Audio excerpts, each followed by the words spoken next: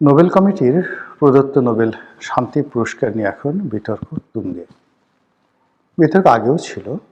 বলা হতো যে এই পুরস্কারটি হলো সাম্রাজ্যবাদী যে শক্তি রয়েছে আমেরিকা এবং তাদের দোসর ইউরোপ, তাদের একটি হাতিয়ার তৃতীয় বিশ্ব এবং দ্বিতীয় বিশ্বের উপর যে তাদের আধিপত্যবাদ প্রতিষ্ঠা এবং সেই প্রতিষ্ঠার ক্ষেত্রে যারা বিভিন্ন সময়টিতে তাদের হাতিয়ার রূপে কাজ করে, ইনস্ট্রুমেন্ট হিসেবে কাজ করে, দালাল রূপে কাজ করে, ফড়িয়া রূপে কাজ করে এবং যাদের মাধ্যমে তারা তাদের যে রাজনীতির নোংরা খেলাগুলো রয়েছে এগুলো তারা বাস্তবায়ন করতে চায়, তাদেরকে এই ধরনের পুরস্কার দিয়ে মূলত লাইমলাইট আনা হয়।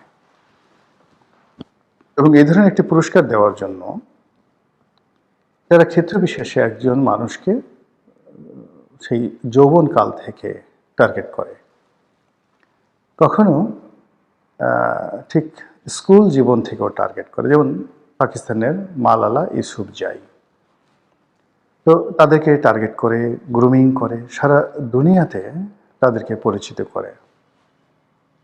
আপনারা যদি খুব ভালো করে মালালা ইউসুফজাইকে লক্ষ্য করেন তাহলে দেখবেন যে সে এই নোবেল পুরস্কার পাওয়ার পর সেখানে গিয়ে ইংরেজিতে যে ভাষণ দিয়েছেন, এটা তার ভাষণ নয়, তাকে শিখিয়ে দেওয়া হয়েছে, শুধু পড়তে বলা হয়েছে। এবং ওইরকম একটা ভাষণ দেওয়ার জন্য তাকে যে ট্রেনিং দেওয়া হয়েছে, এটা স্পষ্টতই বোঝা যায় যে পাকিস্তানের অজপাড়াগাঁয়ের একটি কিশোরী মেয়ে এত বড় একটি আঘাত পাওয়ার পর তার মস্তিষ্কের একটা অংশ রীতিমতো উড়ে গেছে। সেখান থেকে সুস্থ হওয়ার পর চিকিৎসার পর তার মুখটা ব্যাকা হয়ে গেছে। সেই মেয়ে এত চমৎকার ইংরেজিতে, মানে সে নোবেল কমিটির সামনে বক্তব্য দিচ্ছে, আবার পরবর্তীতে ব্রিটিশ পার্লামেন্টে, কানাডিয়ান পার্লামেন্টে সে বক্তব্য দিচ্ছে। এটা আনবিলিভেবল। এটা পশ্চিমা সাম্রাজ্যবাদী শক্তির একটা মাস্টার প্ল্যানের অংশ হিসেবে এরকমভাবে অনেককে তৈরি করা হয়। কিন্তু এই বিষয়গুলো আমরা জানতাম বা আমরা বলতাম, কিন্তু হাতে কলমে এটার কোনো তথ্য আমাদের ছিল না। কাজগুলো এতটা কৌশলে করা হতো। যেমন ধরুন মায়ানমারের অং সান সুচি, তাকে এই নোবেল পুরস্কার দেওয়া হলো, শান্তি পুরস্কার দেওয়া হলো। কিন্তু তার আগে তাকে তৈরি করা হলো গণতন্ত্রের মানস কন্যা রূপে। তার পিতা ছিলেন মায়ানমারের প্রতিষ্ঠাতা এবং মায়ানমারের সামরিক জান্তা মূলত চীনের যে প্রভাব, সে প্রভাবকে ব্যবহার করে পুরো মায়ানমারে যে সামরিক শাসন আজ অবধি জারি করে রেখেছে, তার বিপরীতে গণতন্ত্রের জন্য একজন মহিলা চেষ্টা করে যাচ্ছেন। এটা সারা দুনিয়ার মানুষ তাকে ওইভাবে শ্রদ্ধা জানাতো, সম্মান জানাতো। তার একটা পলিটিক্যাল ব্যাকগ্রাউন্ড আছে এবং তিনি অক্সফোর্ডের ছাত্রী।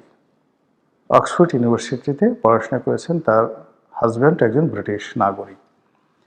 অসাধারণ চমৎকার ভাষায় তিনি ইংরেজি বলেন, আধুনিক, এবং যাকে বলা হয় পুরো মায়ানমারের শত শত বছরের ইতিহাসে যাকে বলা হয় একেবারে রয়্যাল ব্লাড লাইনের দিক থেকে অং সান সুচির পর্যায়ের কোনো মানুষ নেই। তো তাকে নোবেল পুরস্কার দেওয়া হলো।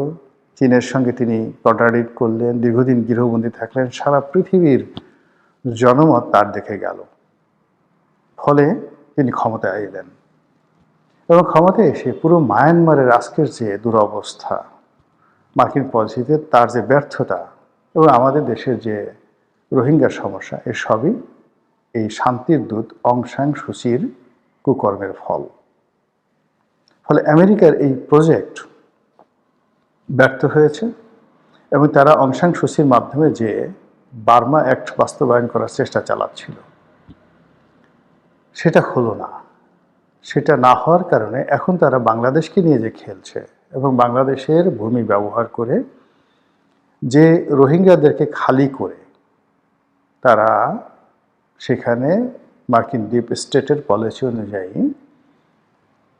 বার্মা অ্যাক্ট বাস্তবায়ন করে ওখানে এমন একটা সরকার প্রতিষ্ঠা করতে চেয়েছিল রাখাইনে এবং অন্যান্য এলাকাতে, যার মাধ্যমে চীন মানে যাকে বলা হয় সেখান থেকে আউটস্টেট হবে, ভারত এবং আমেরিকা সেখানে মধুমেহ খাবে। এখন তারা সেই কাজে পুরো বুমেরাং একটা অবস্থা তৈরি হয়েছে যে রোহিঙ্গাদেরকে তারা তাড়িয়েছে, এখন সেই রোহিঙ্গাদেরকে তারা অস্ত্র দিয়ে সাহায্য করতে চাচ্ছে। এবং রোহিঙ্গাদের সঙ্গে এখন মায়ানমারে চীনপন্থী যে আরাকান আর্মি রয়েছে তাদেরকে বেইমান বানানোর জন্য অর্থ এবং অস্ত্র এটা দিয়ে মায়ানমারের যে জান্তা সরকার যারা 100% চীনাপন্থী তাদের বিরুদ্ধে লড়াই শুরু করার জন্য আমেরিকা এই বাংলাদেশের ভূমি ব্যবহার করার চেষ্টা করছে। এবং সেখানেও এই নোবেল শান্তি পুরস্কারের একটা কারসাজি রয়েছে।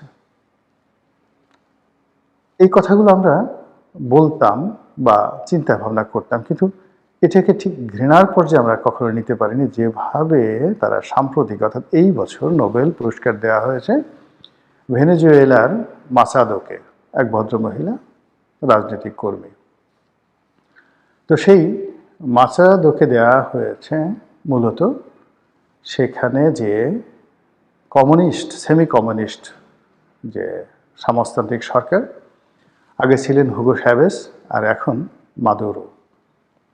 তো হুগো চ্যাভেজকে মানে উচ্ছেদের জন্য অনেক চেষ্টা করা হয়েছে, আর মাদুরোকে উচ্ছেদ করার জন্য তারা এই গত 1 দশক ধরে সেখানে যে বিনিয়োগ করছে, সেই বিনিয়োগের ফলশ্রুতিতে একেবারে এই মুহূর্তে এসে আমেরিকার দেয়ালে পিঠ থেকে গেছে। এখন আর তাদের আসলে ওটা এমন একটা ফোড়া হয়ে গেছে, ওই ফোড়ার কারণে তাদের নিজেদের জীবনহানির আশঙ্কা তৈরি হয়েছে। তখন তারা সেখানে 20,000 সৈন্য পাঠিয়ে 20,000 সৈন্য পাঠিয়েছে, 8,000 ছিল হলো তাদের জাহাজে, আর বাকি 12,000 সৈন্য তারা সেই কারাকাস ভেনেজুয়েলার রাজধানী সেখানে তারা মোতায়েন করে যে অপারেশন তারা চালিয়েছে প্রেসিডেন্টের প্রাসাদে, সেই অপারেশন চালিয়ে মাদুরোকে ধরে নিয়ে তারা আমেরিকাতে এখন বিচারের মুখোমুখি করছে। এবং এই ঘটনার পর সবাই জানে যে ওই যে নোবেল শান্তি পুরস্কার দেওয়া হয়েছে মাসাদো, তাকে ক্ষমতায় বসানো হবে, যদিও সেটা এখনো সম্ভব হচ্ছে না। এখন রীতিমতো যুদ্ধাবস্থা, মানে আমেরিকা যা চাচ্ছে সেটা যদি তাদেরকে অর্জন করতে হয় তাহলে পুরো তাকে ভেনেজুয়েলার জনগণের সাথে যুদ্ধ করতে হবে, সেনাবাহিনীর সাথে যুদ্ধ করতে হবে, এবং সেখানে আলটিমেটলি সিভিল যাকে ওয়ার রীতিমতো শুরু হওয়ার একটা পর্যায়ে রয়ে গেছে। ওখানে আমেরিকার একটা বিরাট দল আছে, তাবেদার আছে, দালাল আছে, সেনাবাহিনীর মধ্যে আছে, আমলাতন্ত্রের মধ্যে আছে, রাজনীতির অঙ্গনে আছে, এবং সব কিছুই তারা প্যাট্রোনাইজ করেছে এই একটি নোবেল পুরস্কার দিয়ে মাসাদোর মাধ্যমে। তো অং সান সু চি, মাসাদো, এর বাইরে চীনের এক ভদ্রলোককেও তারা যাকে বলা হয় নোবেল পুরস্কার দিয়েছিল। এবং চীন এই নোবেল পুরস্কার যখন দেয়, এই বদমাইশটাকে আগেই চীন গ্রেপ্তার করে রেখেছিল। এখন সে বেঁচে আছে কিনা মরে গেছে আমরা জানি না, কিন্তু ওই নোবেল পুরস্কার প্রাপ্ত সেই চীনা মানবাধিকার কর্মী সে মানে ওই জেলে থাকা অবস্থায় মানে আছে বা মারা গেছে, উই ডোন্ট, আমি তার নামটা মনে করতে পারি, কিন্তু চীনের একজন নাগরিকের তারা কিন্তু এই একই মাসাদোর মতো করে তারা নোবেল পুরস্কার দিয়েছিল। তারা ইরানের এক ভদ্র মহিলাকে দিয়েছে ইরানে অশান্তির সৃষ্টি করার জন্য।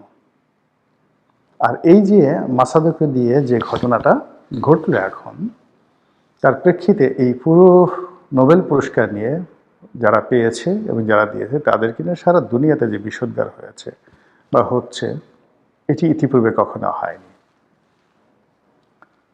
যেমন উত্তর কোরিয়ার নেতা কিম জং উন, তিনি সরাসরি বলেছেন যে মাসাদোরকে উপলক্ষ করে বলেছেন যে যেদিন মাসাদোর নাম ঘোষণা করা হলো ওই দিনই তাকে ক্রস ফায়ারে মেরে ফেলা উচিত ছিল।